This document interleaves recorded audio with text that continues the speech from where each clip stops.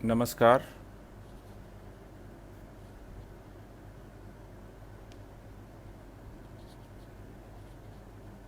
सभी लोगों को मेरी आवाज़ सुनाई दे रही है?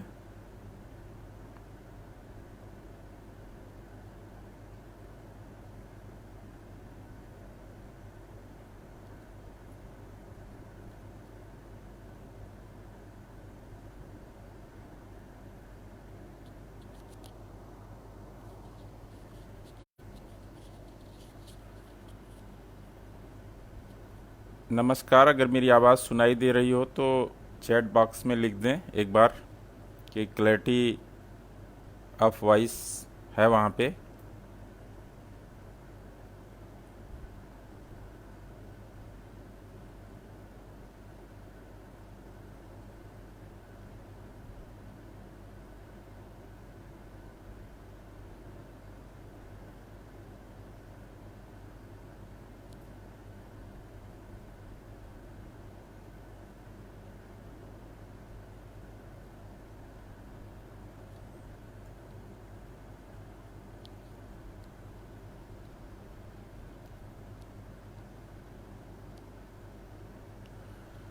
चलिए, बहुत अच्छा है। अभी हमारे मित्र सुनील पारिक जी ने कहा कि आवाज़ आ रही है। मैं विषय को रखता हूँ। आज का विषय, जैसा कि आपको पता है कि कृषि विधेयक 2020, इसके बारे में बहुत चर्चाएं हो रही हैं। इससे संबंधित कुछ भ्रांतियां भी आ रही हैं। तो ये सामयिक समझा गया कि इस पे क्यों ना एक चर्चा की जाए और चर्चा के माध्यम से ये देखा जाए कि इन विधेयकों के क्या फ़ायदे हैं और क्या लाभ हैं। और जैसा कि टॉपिक है कि एक क्रांतिकारी कदम है आत्मनिर्भर किसान बनाने के लिए, तो मैं आपको बताना चाहूँगा कि कोई भी लिबरलाइजेशन की जब हम बात करते हैं, जब लिबरलाइजेशन और ग्लोबलाइजेशन आया तो इसका सबसे ज़्यादा फ़ायदा इंडस्ट्री और आईटी सेक्टर को मिला, क्योंकि इंडस्ट्री और आईटी सेक्टर में हमारे जो छोटे छोटे एनजीओज होते हैं वो नहीं होते हैं। इसमें क्या है कि हम लोगों ने काफ़ी अध्ययन के बाद पाया कि ऐसा क्यों होता है कि हमारे जब फार्मिंग कम्युनिटी के लिए हम कोई काम करने जाते हैं तो इस तरह के हमारे विरोध आते हैं और हमें ये देखा जाता है कि क्या ये नियम सही है या नहीं है। ऐसी बातें सामान्यतः आती हैं। और चूँकि जब हम डेवलपमेंटल प्रोसेस की बात करते हैं तो जब हमारा 3 जो नियम थे जिसकी मैं बात करूंगा, एक था essential commodity act. Essential commodity act के बाद हमारे पास जो आया वो हमारे पास एपीएमसी एक्ट। एपीएमसी एक्ट और इसेंशियल कमोडिटी एक्ट की अगर हम जब बात करते हैं, तीसरा हमने कॉन्ट्रैक्ट फार्मिंग के लिए एक एक्ट बनाने की बात की। अगर आप देखें तो ईसीए जिस समय आया था, ऐसा नहीं कि उस समय ईसीए की ज़रूरत। व्यवधान के लिए क्षमा प्रार्थी हूँ, कुछ आयोजकों के फ़ोन आ गए थे इसी बीच में। तो जैसा कि हमने 3 एक्ट के बारे में बात आज करना है, और ये 3 विधेयक जो हमारे आए हैं, उन 3 विधेयकों की क्या भूमिका है और कैसे हमारी जो फार्मिंग है उसे हम एक तरीके से नया आम देने की सोच रहे हैं। हम लोग उस समय इसेंशियल कमोडिटी एक्ट पे बात कर रहे थे। इसेंशियल कमोडिटी एक्ट में अगर आप जब देखते हैं तो ये था कोई होर्डिंग नहीं करेगा। अगर कोई प्रोड्यूस को ज़्यादा रखता है तो वो काला बाजारी की समस्या थी। उसमें काला बाजारी की समस्या को निजात पाने के लिए इसेंशियल कमोडिटी एक्ट आया। लेकिन ये देखा गया, हमारे जो 50 साल के उसमें अनुभव है, उसमें ये देखा गया कि हमारा जो इन्वेस्टमेंट है वो नहीं हो पा रहा है। अब मैं आपको एक एग्जांपल देता हूँ, क्योंकि आज विषय को थोड़ा सा हम बहुत सहजता से रखना चाहेंगे, उसकी भाषा में नहीं। कि जैसे कि हम एक केचप बनाना चाहते हैं। केचप बनाने के लिए हमें 100 कुंटल 200 कुंटल टमाटर की ज़रूरत होगी। तो मैं उस 200 कुंटल टमाटर को ख़रीदूंगा और रखूंगा, और इसेंशियल कमोडिटी एक्ट के तहत तुरंत क्या होगा कि हमारे ऊपर एक इंस्पेक्टर आ जाएगा और वो कहेगा कि भाई आपने ऐसे कैसे रख लिया, और हमारे ऊपर जुर्माना करेगा और बोलेगा कि आपने होर्डिंग किया है। अब आपको जो मैं समझाना चाहता हूँ, ये समझाना चाहता हूँ कि एज ए व्यवसायी मैं क्यों 200 कुंटल टमाटर लूँगा, नंबर 1। नंबर 2, उस 200 कुंटल को रखने के लिए मैं इंफ्रास्ट्रक्चर क्यों बनाऊँगा। बड़ी सहज बात है, क्योंकि मेरा एक इन्वेस्टमेंट होगा, उस इन्वेस्टमेंट से अगर फ़ायदा नहीं आएगा तो हम क्या करेंगे। इस बात को जब सोचा गया तो इसमें हुआ कि भाई हम कैसे इसको रेगुलेट करें, और एक कम्प्रिहेंसिव एक्ट बनाने की बात की गई कि कम्प्रिहेंसिव एक्ट बनाया जाए। दूसरा जो एपीएमसी की बात हम करते हैं, उसमें क्या हुआ कि एपीएमसी मॉडल एक्ट भी बना 2003 में, सभी प्रदेशों को भेजे गए कि भाई आप ऐसे ऐसे करेंगे, क्योंकि उन्होंने उस कमियों को देखा। जब उन कमियों को देखा गया तो एपीएमसी में क्या था कि एपीएमसी में जो हमारे ग्रोवर्स हैं उनको, फार्मर्स को एक पर्टिकुलर यार्ड में बेचने के लिए बाध्य किया गया, और उस यार्ड में जब आप बेचते हैं तो केवल आपके पास एक चैनल है। अभी जो हमारा एक्ट आया है इसमें ऐसा नहीं कि एपीएमसी ख़त्म हो गई या पीएमसी ख़त्म हो गई, इसमें एक और दे दिया गया ऑप्शन, मल्टी चैनल ऑप्शन दे दिया गया। भाई आप ऐसा कर सकते हैं कि अगर आपको लगता है कि बेनिफिट आपको ज़्यादा है तो आप पीएमसी में चले जाइए, वहाँ की मंडी में चले जाइए। अगर आपको लगता है कि नहीं मुझे वहाँ फ़ायदा नहीं मिल रहा है तो आप बाहर चले आइए। ये बात कई बार ये विषय आया, और ये विषय इस तरीके से आया कि मारुति बनाने में जो व्यक्ति है उसकी स्वेच्छा है कि वो बेचे, उसकी स्वेच्छा है कि वो अपना निर्धारण करे अपने प्रोड्यूस का कि क्या उसकी कास्ट होगी। किसान के केस में ऐसा नहीं हो रहा था, तो इस बातों को बार बार रखा गया।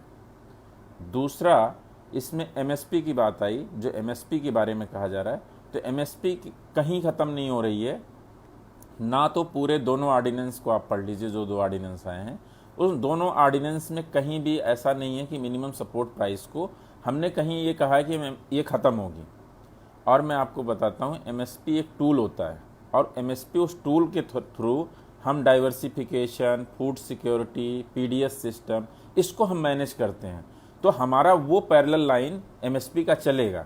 जैसे कि एक एग्जांपल आपको मैं देता हूँ, रागी के केस में जब एमएसपी आई, जब हमें हुआ कि न्यूट्रास्यूटिकल और हमारे कोर्स ग्रेन्स हैं उनके लिए काम करना है, जैसे ही एमएसपी आया उसमें बहुत ज़्यादा इजाफा हुआ रागी लगाने में। उसी तरीके से अगर आप देखते हैं कि हमारी जो पल्सेज की है, पल्सेज में अगर आप देखें तो 7 मिलियन टन जैसे ही हमने एमएसपी बढ़ाया तो आया। तो ऐसा नहीं कि एमएसपी बंद हो रहा है, लेकिन क्या हमारी जो डाइवर्सिटी है क्या उसे हम एमएसपी से मेंटेन कर सकते हैं? ऐसा प्रश्न आना स्वाभाविक है। अगर मैं आपको पंजाब का एग्जांपल दूं, तो पंजाब में जब ये regulated marketing I, assured MSP हो गया, तो वहाँ की जो आज समस्या आई है कि 2 केवल खेती होती है, जिसको वो कहते हैं कनक और चूना, मतलब गेहूं और धान। उसमें उन्होंने क्या किया कि अगर आप पहले देखें तो मैं किसी हमारे मित्र से बात हो रही थी, उन्होंने पेपर दिखाया कि पहले ऑन एन एवरेज 12 क्रॉप्स लगाते थे वो, आज वो सिमट के 2 क्रॉप हो गई है। क्यों? क्योंकि उन जो 12 क्रॉप में था वो प्रोड्यूस कम आता था, मार्केटिंग नहीं कर पा रहे थे। मल्टी चैनल आने से आप अपने क्षेत्र पे विविधीकरण कर सकते हैं, और विविधीकरण करके उसका एग्रीगेशन कर सकते हैं फार्मिंग के साथ बना के, और उसे आप बेच सकते हैं। तो जब हम इन बातों को रखते हैं कि ऐसा हो रहा है। दूसरा, जब हमने कहा कि कॉन्ट्रैक्ट फार्मिंग, बार बार होता था कि फार्मर का प्रोड्यूस जो है वो बेकार जाता है, सड़कों पे फेंका जाता है। टमाटर के सीज़न में आपने देखा टमाटर रोड पे है, फिर आपने देखा कि उसमें हमारी जो प्याज है, प्याज रोड पे है।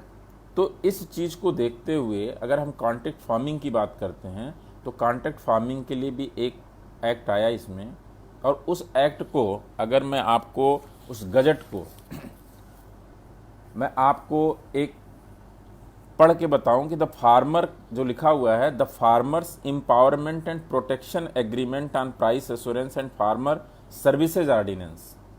आप इसके एक एक शब्द पे अगर आप जाते हैं कि आपका एम्पावरमेंट, पहले तो हमें फार्मर की एम्पावरमेंट करने की इसमें बात कही गई। और एम्पावरमेंट कैसे होगा? जब उसके आय में संवर्धन होगा। और आय में संवर्धन कैसे होगा?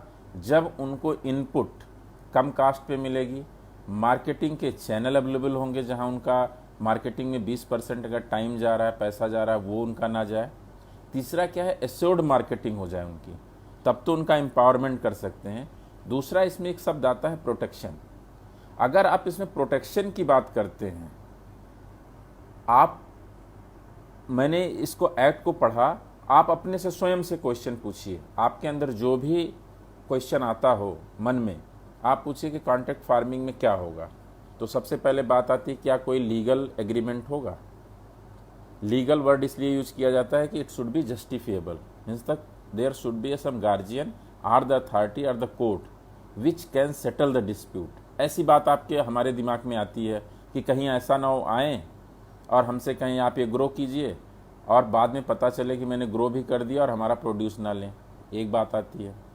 दूसरी बात दिमाग में ये आती है कि हमने पैदा भी कर दिया, बाद में जिस समय खरीदने की बात आई तो उसमें उन्होंने कहा कि भाई इसमें तो क्वालिटी अच्छी नहीं है, इसकी ग्रेडिंग अच्छी नहीं है, और उन्होंने उसको सामान को नहीं लिया। तीसरी बात आती है कि जैसा एक और दिमाग में आता है कि कोई कंपनी अगर आके आपके साथ, या जो स्पॉन्सर इसमें वर्ड यूज किया गया है, वो आके अगर आपके साथ एक समझौता करती है तो समझौता से कहीं ऐसा तो नहीं कि आपकी ज़मीन पे मालिकाना हक कर ले। तो अगर आप इस पूरे ऑर्डिनेंस को देखते हैं तो सबसे पहला वो लिखते हैं कि एक national framework on farming agreement बनेगा। ये जो फार्मिंग एग्रीमेंट जिसको मैंने कहा लीगल डॉक्यूमेंट है, इसका एक नेशनल मॉडल फ्रेमवर्क बनेगा। उस जो मॉडल फ्रेमवर्क बनेगा वो पूरे कंट्री में लागू होगा। वो करेगा protect and empower farmer to engage with agri business firms, processor, wholesaler, exporters और लार्ज रिटेलर से उसे वो प्रोटेक्ट करेगा। And sale of future farming produce at a mutually agreed remunerative price. अब आप देखिए कितनी अच्छी बात बोली गई है कि वो फेयर होगा, ट्रांसपेरेंट होगा, रिम्यूनरेटिव होगा। मतलब कोई चीज़ हिडन नहीं होगी, जैसे कि अभी घट्टा सिस्टम होता है, आप लोगों को पता होगा अगर मार्केट में गए होंगे, हाथ दोनों लोग रुमाल के अंदर बांध लेते हैं, उसे हत्था सिस्टम कहते हैं। उसमें क्या दबा रहे हैं किसी को पता नहीं, क्या रेट लगेगा, उसके लिए एक fair and transparent system develop करने की बात की गई। दूसरा है कि एक रिम्यूनरेटिव प्राइस मिले, तो प्राइस जो होगी वो रिम्यूनरेटिव होगी, वो पहले से डिसाइड हो जाएगी। अब इस एक्ट में जो मैंने ये पढ़ा है, जितने वर्ड पढ़े हैं, इसको 4 चैप्टर में बांटा गया है।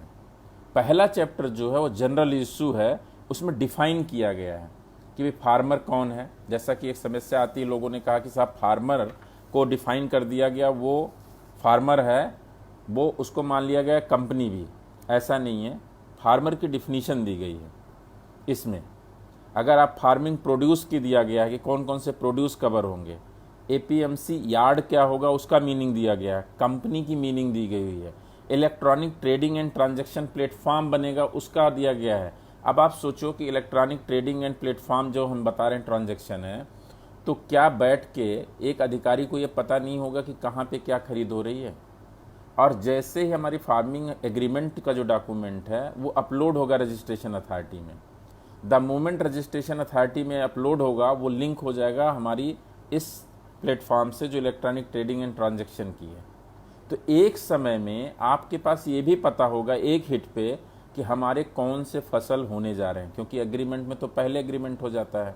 तो जिसको हम कहते हैं regulated farming, predicted marketing, avoid fluctuation, insulating produce, जो हम बातें करते थे, जब तक इस चीज़ पे हम नहीं आएंगे तब तक ये हम लोगों को नहीं मिल पाएगा।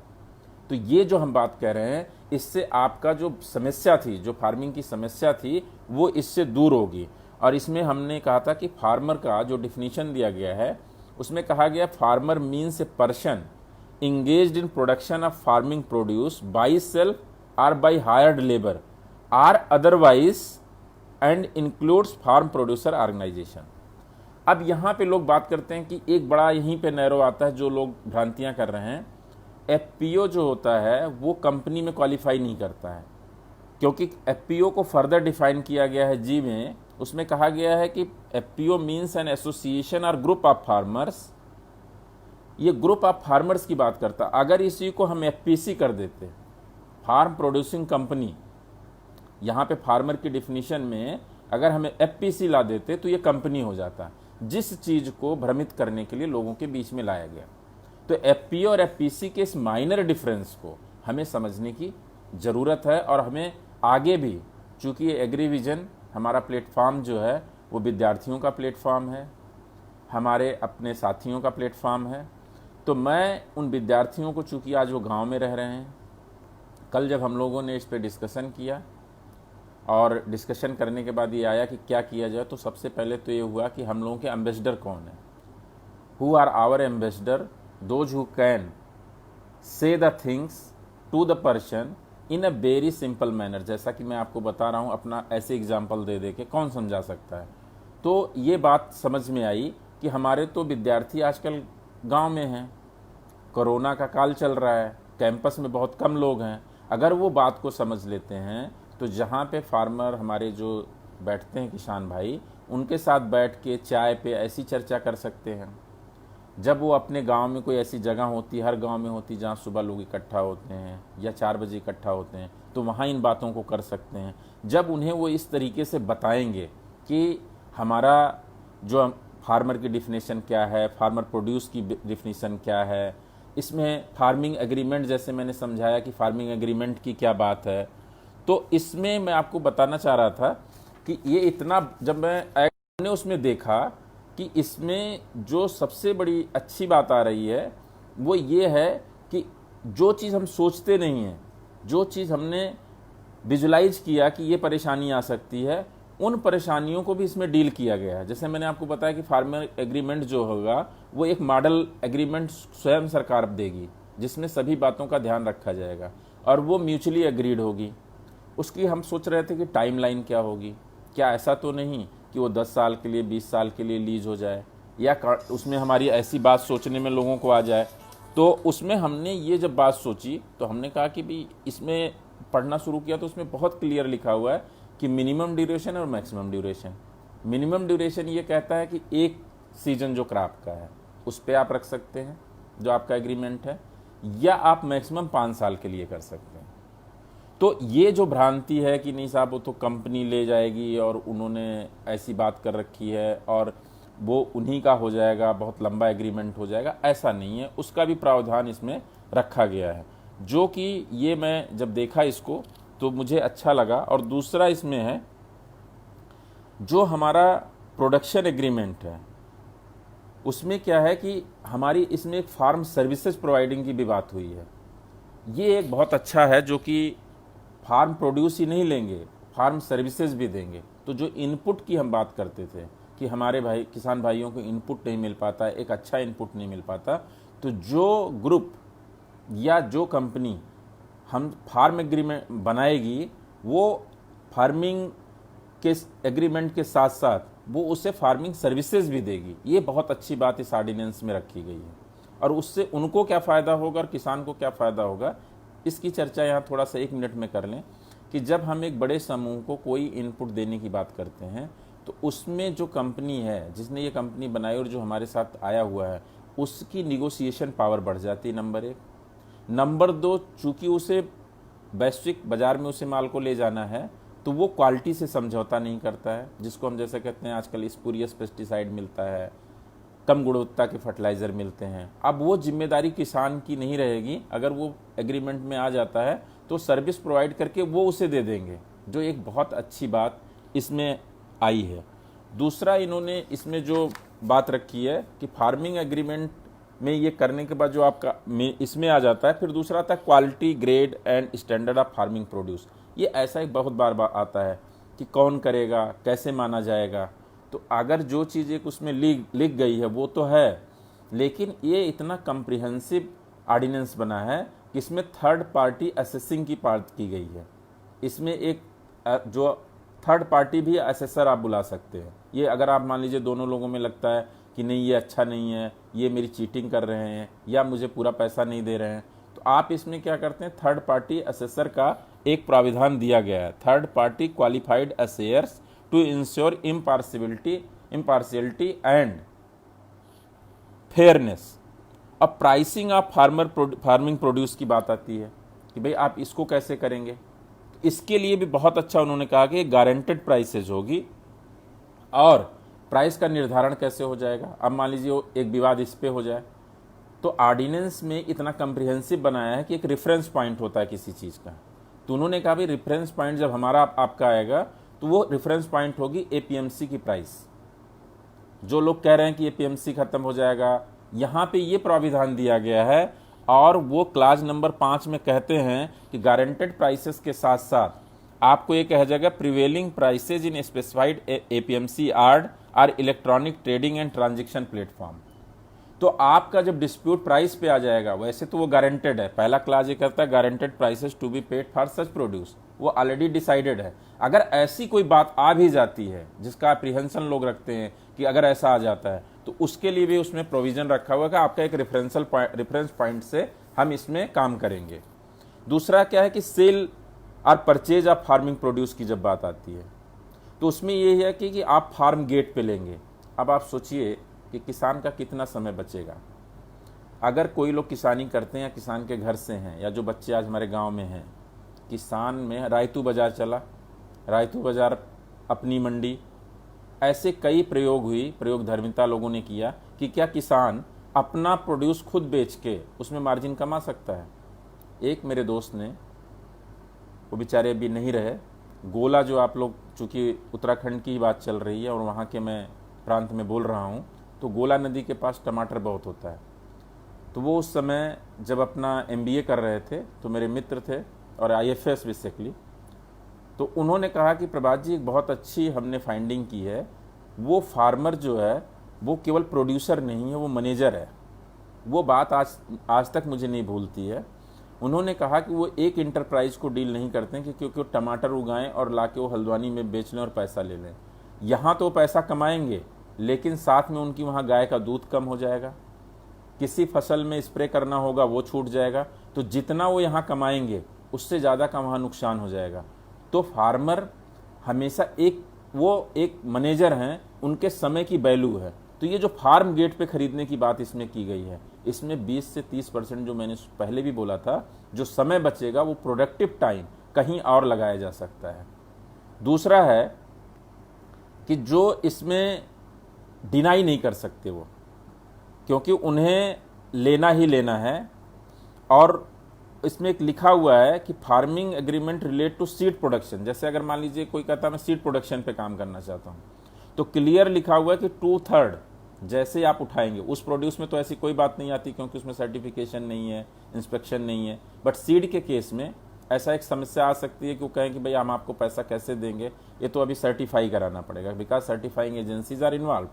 उसके केस में ऑर्डिनेंस इतना अच्छा स्पीक करता है, वो कहता है ठीक है आप किसान से सर्टिफिकेशन की बात कर लीजिए, लेकिन 2/3 पैसा उन्हें आप उसी समय दे दीजिए, और 1/3 जो है वो आपको किसी भी कंडीशन में आपको विद इन 30 डेज आपको देना है।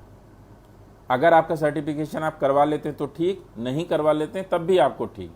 तो मैं ये पूछना चाहता हूँ कि इतने चीज़ें रखने के बाद भी, इतना कम्प्रिहेंसिव ऑर्डिनेंस बनाने के बाद भी ये बात कैसे आ सकती है कि हम उस ऑर्डिनेंस में ये कहें कि नहीं उनकी चीटिंग हो जाएगी। अब मैं आगे लग सकता हूं कि अगर उसमें exemption with respect to farming produce है, वो कहते हैं कि अगर फार्मिंग एग्रीमेंट एक बार हो गई तो स्टेट एक्ट की इंस्पेक्शन जो है वो उस पर नहीं लग सकता, चूंकि ऑलरेडी वो फार्मिंग एग्रीमेंट आपके एक डिजिटल पोर्टल पे आ गया, रजिस्ट्रेशन अथॉरिटी पे आ गया, and that become a legal entity. Then another prevailing act in the state जो होंगे वो उस पर लागू नहीं होंगे। तो एक चीज आप देखिए कितना क्लियरली एक एक पॉइंट को डिफाइन किया गया है कि ये नहीं है कि कोई आया और वेरी फाइन मार्निंग कहता नहीं मैं इंस्पेक्ट करूंगा, ऐसा नहीं है। वंस द फार्मिंग एग्रीमेंट हो गया तो वो लीगल एंटिटी बन गई है। अब इसमें आता है कि एक बड़ी अच्छी बात इसमें मैंने पढ़ा था कि लोगों ने कहा भी इसमें ऑनरशिप हो जाएगी, एक बड़ा अप्रीहेंशन है। उसमें जो हमारा चैप्टर 2 का सेक्शन 8 कहता है no farming agreement shall be entered into for the purpose of any transfer including sale, lease and mortgage of the land और premises of the farmer. Clearly उसमें स्पेल्ट आउट करता है। और एक बड़ी बात जो उसमें कही गई इस ऑर्डिनेंस में कि अगर कोई अपना स्ट्रक्चर बना लेता है, जैसे गांव में भ्रांतियां कर देते हैं, जो हमारे लोग एजुकेटेड नहीं हैं, वो उनको ये कह देंगे कि भाई आपसे तो बड़ा अच्छा वो लोग कह रहे हैं, लेकिन अगर मान लीजिए इस पर शेड बना लिया उन्होंने, कल के उन्होंने यहाँ पे एक मिनिमल प्रोसेसिंग के लिए आपके यहाँ ज़मीन ले लिया आपके फार्म पे, और उन्होंने बना के आपका प्रोड्यूस लिया, बाद में कहेंगे कि यहीं रहने लगेंगे, बोलेंगे हमारा है, उसमें ऑर्डिनेंस ने इतना क्लियरली कहा है कि अगर स्टुपुलेटेड टाइम में, स्टुपुलेटेड टाइम मतलब जब आपका फार्म, जो हमारा फार्मिंग एग्रीमेंट है 5 साल का या एक क्रॉप सीजन का है, जैसा भी आपने उसमें डिफाइन किया है, 5 साल मैक्सिमम है, तो उसमें आपको क्या करना है, अगर वो नहीं ले जाते हैं तो वो उनको बिलोंग कर जाएगा जिसके ज़मीन पे बना हुआ है, मतलब फार्मर को वो मिल जाएगा। तो ये जो ऑर्डिनेंस है, अगर इस ऑर्डिनेंस को हम आपको देखें तो इस ऑर्डिनेंस में फार्मर सेंट्रिक ऑर्डिनेंस है बेसिकली, और फार्मर की जो सबसे ज़्यादा फायदा करने वाली बात है, तो मैंने आपको बताया एक क्वेश्चन ये भी आ सकता है मालिकाना हक का, और बड़ा ही अति सुंदर इसका सेटलमेंट दिया है। अगर डिस्प्यूट हो जाए, इसके बाद भी सब कुछ नॉर्मल चल रहा है और दोनों पार्टियां लड़ जाएं, तो मैं सोच रहा था कि जब ये लड़ेंगे तो क्या फार्मिंग एग्रीमेंट पे ही इनका काम हो जाएगा। तो मेरे लिए बड़ा सरप्राइजिंग था कि इससे not only sub divisional magistrate level पे होगा, उससे पहले कि आपका समय बेकार ना हो, एक बोर्ड जिसको कॉन्सिलिएशन बोर्ड बोलते हैं, कि कॉन्साइल कर लो भैया, बैठ जाओ आपस में और आपस में सुलह कर लो, वो एक मौका आपको सब डिविजनल मजिस्ट्रेट साहब के यहाँ से कमेटी बना दी जाएगी जिसमें दोनों पार्टियां होंगी। वो पार्टियां जाके अपना चर्चा कर ले, जैसे गांव में कहते कचहरी क्यों जाओगे, समय बर्बाद होगा, पैसा बर्बाद होगा, इससे अच्छा अपने ही निपटा लेते हैं। ये प्रोविज़न भी इसमें दिया गया है। अब मान लीजिए कॉन्सिलेशन नहीं हुआ तो आप क्या करेंगे, आप सब डिविजनल मजिस्ट्रेट के यहाँ जाएंगे, सब डिविजनल मजिस्ट्रेट के यहाँ आपकी बात सुनी जाएगी, कोशिश किया जाएगा कि इसमें ज़्यादा से ज़्यादा निपटारा, हम 4 वीक दिया हुआ है, कहीं 6 वीक दिया हुआ, तो हम इतने कम समय में कर दें प्रायोरिटी पे, जैसे फास्ट ट्रैक कोर्ट चलती है, तो उस तरीके से हम इसका निपटारा कर दें। दिमाग में आया कि भाई अगर ऐसी बात हो, बात आ सकती है कि मैं वहाँ भी ना, अगर मुझे वो हो तो मैं क्या करूँगा। तो एक हमारे यहाँ जो नेचुरल जस्टिस की बात करते हैं उसमें एक अपलेट बॉडी की बात करते हैं, तो मैं सोच रहा था क्या इसमें अपलेट बॉडी होगी क्या।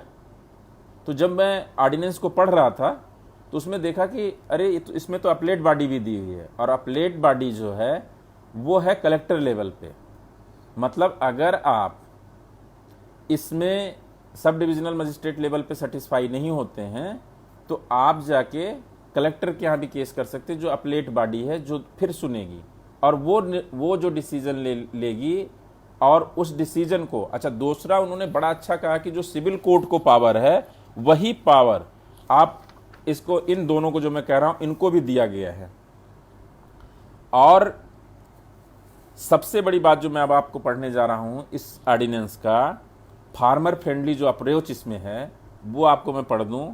Where the sponsor fail to make payment of the amount due to the farmer, such penalty may extend to 1.5 times the amount due. अब आप सोचेंगे कि भैया ये तो उधर के लिए हो गया, लेकिन अब किसान भाई के लिए क्या होगा। स्पॉन्सरर को तो हमने 1.5 टाइम लगा दिया। उसमें लिखा हुआ है कि where the order is against the farmer, देखिए कितनी बड़ी बात लिखी हुई है कि where the order is against the farmer for recovery of the amount due to the sponsor on account of any advance payment, last में वो कहते हैं such amount shall not exceed the actual cost incurred by the sponsor.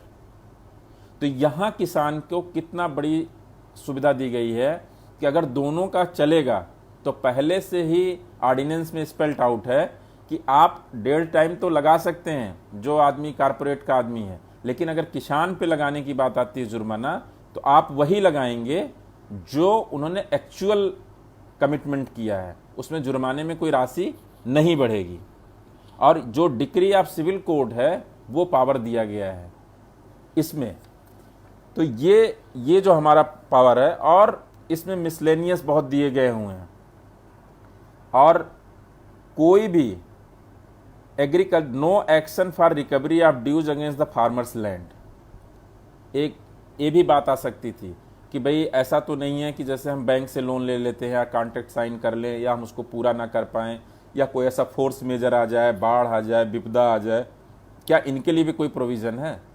उसमें clearly लिख दिया गया है chapter 3 के सेक्शन 15 में कि कोई भी चीज़ हो जाए, लेकिन no action for recovery of dues against farmers land. इससे अच्छी बात और ऑर्डिनेंस में क्या दी जा सकती है।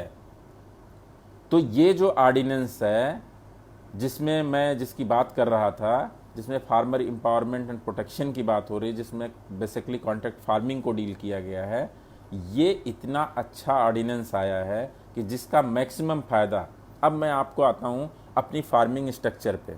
फार्मिंग स्ट्रक्चर पे देखिए किसकी ज़रूरत क्यों पड़ी। अगर आप जहाँ की बात करते हैं जहाँ पे एमएसपी मिल जाता है, या जहाँ पे बड़े हमारे फार्मर्स हैं, जहाँ बड़ी जोत है, उनके लिए प्रॉब्लम नहीं है। लेकिन आप इंडिया की जो इकोसिस्टम ऑफ फार्मिंग देखेंगे तो 85% population are marginal and small farmer. अगर एग्रीगेशन एंड कलेक्टिवाइजेशन नहीं होता है तो वी कैन नॉट कम्पीट। अगर हम महाराष्ट्र की बात करते हैं तो जितनी ज़्यादा वहाँ सोसाइटीज़ का फ़ायदा हुआ है, आप देखिए वहाँ पे ससाद्री फार्म करके, सह्याद्री फार्म है, वो अपने लोगों के बीच के स्टूडेंट हैं। आज की तारीख में उनका कई सौ करोड़ का टर्नओवर है, और उन्होंने क्या किया, कुछ नहीं, केवल एक कलेक्टिवाइजेशन की बात की। तो ऐसे जो आइलैंड टाइप के, जो हम जिनको एक छोटा आइलैंड कह दें, कहीं कहीं थे, उसी को सरकार ने चाहा कि many island, million of island इस तरीके से बन जाए।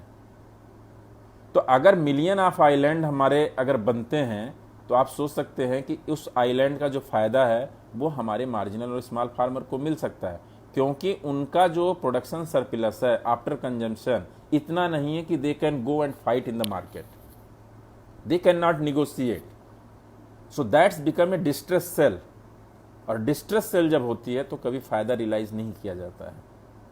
फ़ायदा का जो हम कहते हैं कि आज हमारा कंज्यूमर और फार्मर की जो प्राइस डिस्ट्रीब्यूशन है, शेयरिंग है, जिसको हम कहते हैं 25% है, 30% है, वो इसके माध्यम से बढ़ेगी।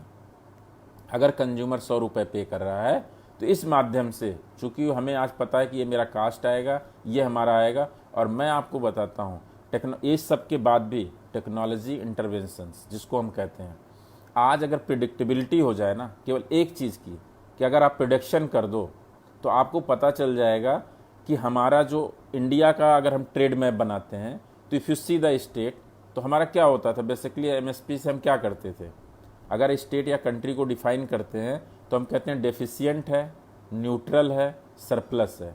अगर इस तीन चीज़ों को आप देख लें तो इनमें फ्लो चाहिए। जो सरप्लस है वो डेफिशिएंट की तरफ भागेगा, तो डेफिशिएंट की तरफ जाने के लिए जब तक हमारे पास वो अमाउंट नहीं होगा, माल नहीं होगा, वो कैसे जाएगा। इसलिए इस कॉन्ट्रैक्ट फार्मिंग के माध्यम से जो मैंने ऑर्डिनेंस आपको बताया है, और मैं सबसे कहता हूं कि उस ऑर्डिनेंस को पढ़ें भी, और उन लोगों के बीच में जो किसान की, जैसे मैंने बताया कि किसान की परिभाषा, अब मैं इसको लाता हूं, एक टेक अवे पे ले जाता हूं कि आप उनको बताइए कि जो भ्रांतियां कि किसान की परिभाषा में कंपनी नहीं है, दूसरा आपकी ज़मीन पे कोई कब्जा नहीं कर रहा है, तीसरा ये है कि आपकी जो एग्जिस्टिंग मार्केट जो एपीएमसी है उसको भी कोई प्रॉब्लम नहीं कर रहा है। फ़ायदा क्या दे रहे हैं आपको, मल्टी चैनल का फ़ायदा दे रहे हैं। जब इस तरीके से आप बात बताएंगे और उनको ये बताएंगे कि इस सब के लिए ऑर्डिनेंस में डाला गया है और वहाँ प्राविधान है, ज़मीन तो किसी भी परिस्थिति में आपका लैंड, कोई भी डिस्प्यूट हो जाए, लैंड को एज ए मॉर्टगेज आ ही नहीं रहा है, क्योंकि जैसा मैंने आपको सेक्शन 15 का बताया कि उसको कहीं बीच में लाएंगे नहीं। अब दूसरी बात आती है जो इसमें हम बात कर रहे हैं कि इससे फ़ायदा क्या होगा। अगर ये सब भी हम कहते हैं कि चलो ठीक है, ये हो गया, ये हो गया, अल्टीमेटली इसमें दो फ़ायदे भी तो बताने पड़ेंगे। तो जो amendment of essential commodity act है by the ordinance route can instil confidence in the private sector. जो सबसे बड़ी समस्या है, अगर आप डेवलप्ड कंट्रीज़ में जाते हैं तो वहाँ पे जो इन्वेस्टमेंट है वो प्राइवेट सेक्टर का है, और अपने यहाँ देखें अगर एग्रीकल्चर में तो बहुत ही नगण्य है। आप देखो, मैं आपको बताता हूँ कि अगर आप बात करते हैं एक्सपोर्ट की, तो एक्सपोर्ट में आपको एक स्टैंडर्ड क्वालिटी देनी होगी, एक जिसको कहते हैं कंटिन्यूअस सप्लाई देनी होगी। आप भारतीय टेल है, भारतीय टेल सब्जी के लिए आई और एक्सपोर्ट करती है। कुछ लोग सेब में आए, वो लोग करते हैं। उन लोगों ने क्या किया, उन्होंने इंफ्रा में खर्चा किया। आज भारतीय टेल को देखा जाए तो उन्होंने लॉजिस्टिक में खर्चा किया। आज देखा जाए उनको जो सेब में काम कर रहे हैं उन्होंने इंफ्रास्ट्रक्चर में खर्चा किया। जैसा मैंने आपको सह्याद्री फार्म का बताया, वो लोग इंफ्रा में खर्चा किए। तो इंफ्रा में खर्चा करने का, इससे अगर इसको हम लीगलाइज कर देते हैं, जिसमें कि हम एक बड़ी बड़ी बात लोग कह रहे हैं कि होर्डिंग हो जाएगी, इसका भी चर्चा कर लेते हैं कि भाई एक लीगलाइज होर्डिंग की बात कर रहे हैं। ऐसा तो नहीं कारपोरेट हाउसेस को बहुत ज़्यादा फ़ायदा हो जाएगा, ऐसा नहीं है। उसमें लिखा हुआ है कि वार की कंडीशन में, ब्लैक मार्केटिंग की सिचुएशन में, या ऐसा लगता है कभी कभी कि हमारा जो प्राइस है वो फ्लक्चुएट कर रहा है, ऐसे कंडीशन में सरकार को पावर होगी कि उसे वो रिलीज कर सके मार्केट में। तो वो जो शंका है कि लीगलाइज होर्डिंग हो जाएगी, साहब क्या करेंगे। दूसरा ये शंका था कि मार्जिनल स्मॉल फार्मर को कैसे इससे फ़ायदा होगा, एक बड़ा सवाल लोग पूछ सकते हैं। उसमें आप देखिए कि जो सरकार ने क्या किया, इस बिल को लाने से पहले आपने देखा होगा कि पिछले 5-6 महीने से एफपीओ पे बहुत काम चल रहा था। वो एफपीओ पे काम इसीलिए चल रहा था कि इस ऑर्डिनेंस का फ़ायदा अगर उठाना है तो एफपीओ पे तुरंत आपको मिशन मोड अप्रोच में जाना है। तो अगर आप मिशन मोड अप्रोच में एफपीओ पे जाते हैं और बना लेते हैं तो आपको इस ऑर्डिनेंस का मैक्सिमम फ़ायदा मार्जिनल और स्मॉल फार्मर को मिलेगा। इसलिए ये बहुत ज़रूरी है कि इस पे काम हमें करना चाहिए। दूसरा क्या है कि इसमें हमें ये देखना है कि जो सप्लाई चेन था, सप्लाई चेन पे इस बार जैसे डिसरप्शन हुआ, कोविड आया, लोगों ने देखा कि साहब सप्लाई चेन हमारे पास है नहीं, क्योंकि जो सरकार की सप्लाई चेन है वही है, प्राइवेट में तो किसी ने किया नहीं था। तो आपने देखा होगा सप्लाई चेन पे एग्री इंफ्रा पे 1 लाख करोड़ रुपए का इन्वेस्टमेंट आ रहा है, लेकिन सरकार की अपनी एक लिमिटेशन है, पब्लिक इन्वेस्टमेंट की एक अपनी लिमिटेशन है। अगर प्राइवेट आता है तो उसे बूस्टअप मिलता है, ये नहीं है कि वो सब्स्टिट्यूट होता है। बेसिकली जो फाइन लाइन डिफरेंस बतानी है वो ये बताना है कि ये जो ऑर्डिनेंस है ये सप्लीमेंटल इन नेचर है। अगर आप इतनी ही बात केवल क्लियरली बता दें कि सब्स्टिट्यूशन में और सप्लीमेंट में जो डिफरेंस होता है, अगर उस डिफरेंस को ही कायदे से बता दें कि ऐसा नहीं है कि कोई चीज़ सब्स्टिट्यूट होने जा रहा है, ये इंक्रीमेंटल है, सप्लीमेंटल है, और ये जो काम चल रहा है उसमें और बढ़ोतरी करेगा, ये बात उनको बताने की ज़रूरत है। दूसरा जो इसमें आया है कि आपको हमने छोटी चीज़ें, तो उसमें क्या करना है कि एक चीज़ और आता है कि भी एपीएमसी एक्ट है। एपीएमसी एक्ट में लोगों ने ये सोचा कि हमारा एप्रीहेंशन क्यों आया। एप्रीहेंशन ये आया कि 200 से, मेरे कई जगह से फ़ोन करके पता किया, दो it is not A correct, may be A correct data, but it can give a good picture of that. तो उसमें क्या है कि 200 से 700 करोड़ रुपीज़ का करीब एपीएमसी जो है हमारी कलेक्ट करती हैं डिफरेंट स्टेट्स में। तो उनको ये लग रहा है कि भाई जो हमारे ट्रेडर्स हैं उनको ये लग रहा है कि अगर आप एपीएमसी के कभी गए हो मंडी में तो क्या है कि आप डायरेक्ट नहीं जा सकते हैं, you must be A registered vendor, जिसको हम अड़तिया कहते हैं। तो वो भी एक हमारा पर्टिकुलर ग्रुप है, उस ग्रुप के थ्रू मार्केटिंग करता है अपना वो। तो जब वो उसके थ्रू करता है तो उनको ये लग रहा है कि कहीं ऐसा तो नहीं हमारे उसमें जो आय है, सरकार की भी चिंता है और ट्रेडर की भी चिंता है, जबकि ऐसी चिंता नहीं है। जो एपीएमसी में आप बताइए, आप भी गए होंगे मंडी में, कौन सा छोटा और मार्जिनल फार्मर जो है वो अपना प्रोड्यूस लेके वहाँ जाता है।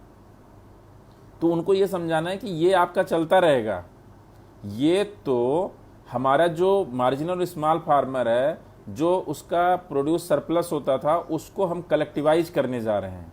एक तरीके से अगर आप इन्विजन करो तो एक हम वर्चुअल लैंड का कांग्रिगुअस फील्ड बनाने जा रहे हैं, जिसके फायदे उनको ज़्यादा मिलेंगे। वो नहीं जाते थे वहाँ एपीएमसी में, वो हमारी जो मार्केटिंग मंडीज थी उन कमेटीज़ में वो नहीं पहुँच रहे थे, लेकिन अप्रीहेंशन ऐसा बना दिया गया।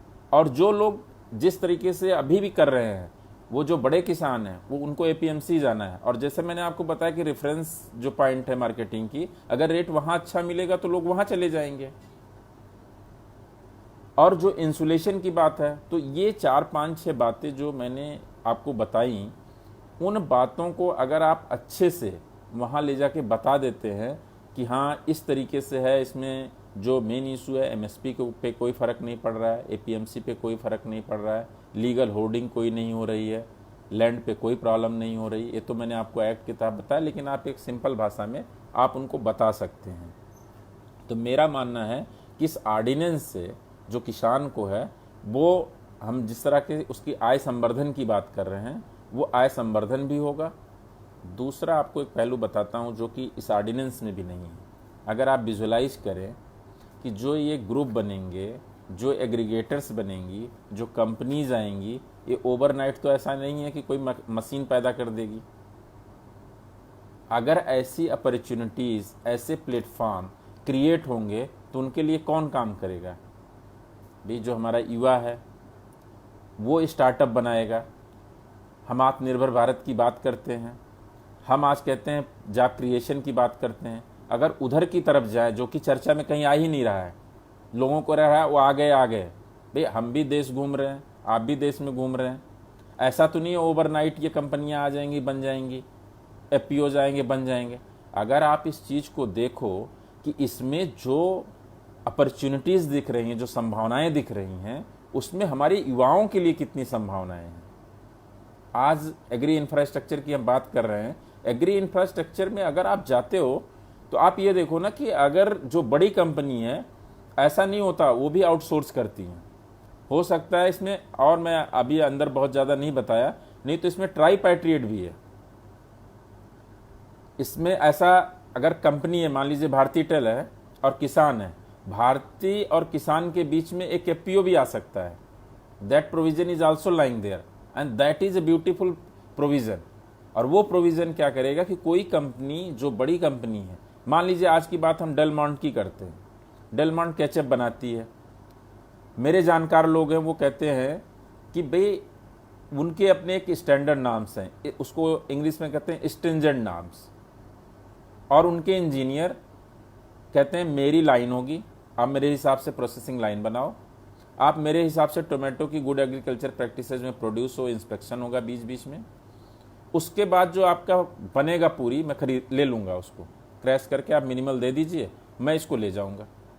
आप बताइए इस प्रोसेस को डेलमॉन्ट कितनी जगह कर सकता है? बहुत मिनिमम जगह पे कर सकता है।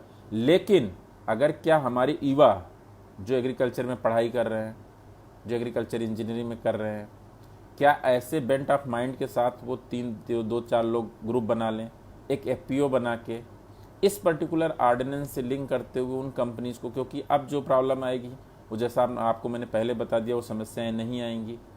और मैं एक छोटी सी बात बोलता हूँ, जब मैं इसका एनालिसिस कर रहा था तो मेरे दिमाग में आया कि LIC, licence, L for licence, I for inspector raj और C for corruption.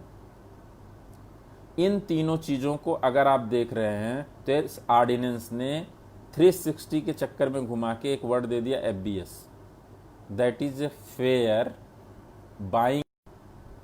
Nut sale में किसी को समझाना हो तो आप LIC टू FBS की जो जर्नी है उसी में आप केवल इनको फ्यूल को भर दीजिए, तो आपको लगेगा कि हमारा जो काम है ना वो हो गया। और मैं भी समझूंगा कि आज का जो हमारा टेक अवे है टू होम वो मेरा हो जाएगा। इसलिए मैंने लास्ट में ये 3 शब्द जो आपको बताए कि इन 3 शब्दों पे आपको करते हुए, और मुझे लगता है कि इस आज जो हम लोगों ने विषय की चर्चा की है, इस विषय की चर्चा बड़े, जो मैंने रखना चाहा विषय को बड़े सिंपल शब्दों में इसलिए रखा कि अब मैं आपको जिम्मेदारी देता हूँ, क्योंकि आप गांव में हैं। अब आपको क्या करना है कि जो मैंने जितनी बातें बताई हैं उन्हीं को सरलीकृत भाषा में, आप चूँकि पढ़े लिखे हैं, आपकी बातों को सुना जाता है, आप बताइए कि जो हमारा काम है, जो हमारे ये चल रहे हैं, ये हमारा काम इस दिशा में क्रांतिकारी कदम है जिसमें हम डबलिंग ऑफ फार्मर इनकम को विजन कर रहे हैं।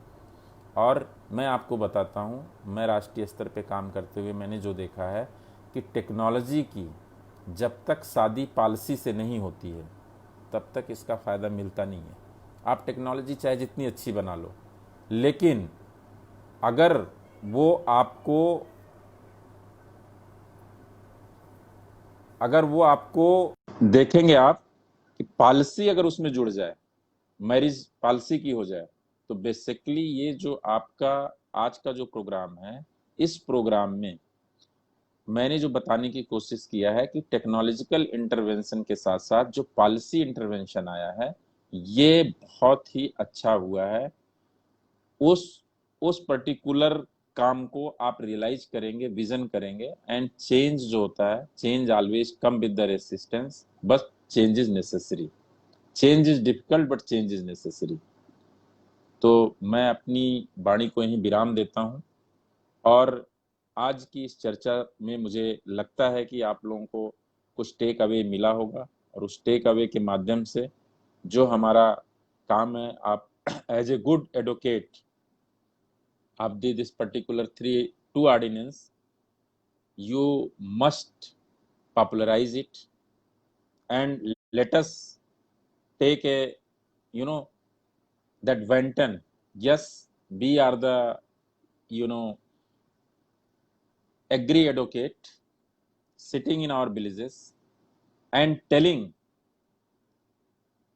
our farmers, particularly अन्नदाता को बताना है कि आपके साथ ऐसा नहीं। और मैंने आपको कई ऐसी चीजें बताई, मैं दोबारा नहीं बताऊंगा उनको। आप ये बातें अगर बता देंगे तो मुझे नहीं लगता कि कोई भ्रम रह जाएगा। तो मैं इन्हीं बात के साथ अपनी वाणी को विराम देता हूं। और अरविंद जी अगर जुड़े हों, या वहां से कोई जो संजय जुड़े हों, तो वो अपनी बात अगर कुछ रहना चाहते हैं। इसमें बहुत मैं पढ़ रहा हूं लोगों का, तो ऐसा कोई, अगर कोई आपको बात है, कुछ है, तो आप इसमें पूछ भी सकते हैं। अगर कोई आपको डाउट है, या बाद में भी आप मुझसे संपर्क कर सकते हैं ऑर्डिनेंस से संबंधित। अगर आपको लगता है कि कोई बात क्लियर नहीं हुई है, तो आप मुझसे पूछ सकते हैं और मैं आपको बता सकता हूं। और आप इसको एक अच्छा कदम, जब तक आप नहीं समझेंगे, मुझे नहीं लगता कि मैं नीचे पहुंचा पाऊंगा।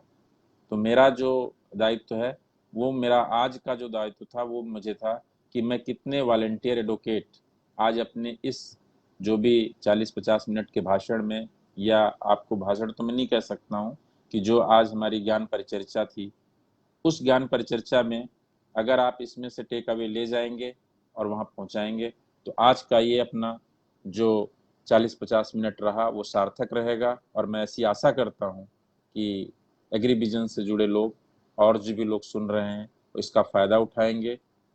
और मैं पुनः एग्रीविजन को धन्यवाद देता हूं कि जो बहुत ही तत्परता से इमीडिएटली, हमारे लक्ष्मीकांत पांडे जी हैं, seed industry already working around these policy initiative. ये बहुत अच्छी बात है पांडे जी, जैसा कि आपने देखा कि सीड को भी उसमें रखा गया है स्पेशली। तो मैं डॉक्टर प्रभाशंकर शुक्ल जी को, हमारी बहन प्रियंका जी हैं, उन्होंने ये पूरा प्रोग्राम जो आप देख रहे हैं ऑर्गेनाइज करने में, उन लोगों का जो सहयोग है, और हमारे अरविंद जी रुड़की से, उन्होंने विषय को बताया, और बड़ी जल्दी उन्होंने कहा कि भाई साहब इस विषय को रखा जाए। और मैं चाहता हूं कि सभी जगह पे इस तरीके का एक जनमानस में विचार पैदा हो, और विचार निधि के माध्यम से, किसी को फोर्स करके नहीं, विचार निधि के माध्यम से लोगों की अंडरस्टैंडिंग को बढ़ाया जाए, ऐसा मैं आशा करता हूं। और पुनः एक बार एबीवीपी और एग्रीविजन उत्तराखंड को मैं धन्यवाद देता हूं कि उन्होंने मुझे मौका दिया इस प्लेटफॉर्म पे, कि अपने कुछ विचार, जो मेरे अनुभव हैं, जो अपनी मैंने यात्रा के दौरान प्राप्त किया है, वो अपने सभी